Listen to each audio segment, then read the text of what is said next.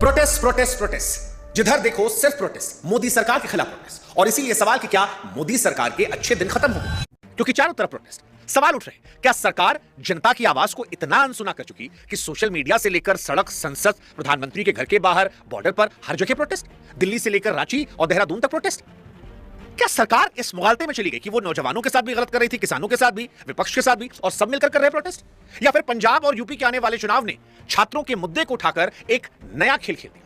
ये सारे सवाल आज इसलिए उठ रहे हैं क्योंकि देश की राजधानी दिल्ली आज 3 तस्वीरों में बटी नजर आई। 3 तस्वीर, 3 कहानियां, लेकिन एक ही कहानी के 3 कोने। पहली तस्वीर जंतर मंतर की, जहां पर नौजवान जब संसद की तरफ बढ़ा तो जो अफरा तफरी मची उसने देश को हिला दिया। आंसू गैस, लाठियां, उसके बाद तोड़फोड़। पुलिस कह रही कि हमारे 118 जवान घायल। छात्र कह रहे कि तुमने हमको कस के पीटा है, हिरासत में रख लिया है। शंभू बॉर्डर पर किसान भी आ चुका है, बड़ी संख्या में अन्नदाता कह रहा है कि हाईवे रोक दिया है, दिल्ली हम जाएंगे, अभी मान लो हमारी मांग, अमेरिका वाली ट्रेड डील रद्द कर दो, एमएसपी की कानूनी गारंटी दे दो।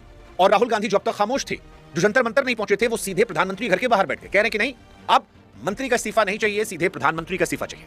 यानी एक दिन में 3 कहानियां आती हैं। एक छात्रों की जिन्हें पेपर लीक का डर है और जो धर्मेंद्र प्रधान का इस्तीफा चाहते हैं। दूसरा किसान जिसको डर है कि उसकी खेती की डील कर दी जाएगी। और तीसरा राहुल गांधी और विपक्ष जो इन सब के बीच मौका देख रहा है, अपॉर्चुनिटी। वो अपॉर्चुनिटी जो सरकार ने अपनी चुप्पी से इन सब के सामने खड़ी की। सरकार इन सब के बीच कह रही है कि हमने बैरिकेड सुरक्षा को लगाया है, लेकिन अब लोगों के मन में सवाल आ रहा है कि बैरिकेड भीड़ रोक सकते हैं? सवाल नहीं। और सवाल तो है, सवाल है कि अगर 2-2 बार धर्मेंद्र प्रधान गलत हो गए तो फिर इस्तीफा क्यों नहीं हुआ? अगर सरकार मान रही है कि पेपर लीक के दोषियों पर एक्शन हुआ तो फिर मंत्री साहब को अपने पद पर रहने क्या? और अगर गलत था तो फिर बच्चे जब मांगने गए तो वो झड़प क्यों हुई? सवाल किसान भी पूछ रहा है कि मोदी जी हमारे साथ गलत तो नहीं होगा? सरकार के लोग कह रहे हैं महाराज अभी डीले पूरा नहीं हुआ है, गलत कहां से हो जाएगा? और इन सब के बीच में कॉमन जनता है, जिसे यूपी और पंजाब का चुनाव दिखाई पड़ रहा है।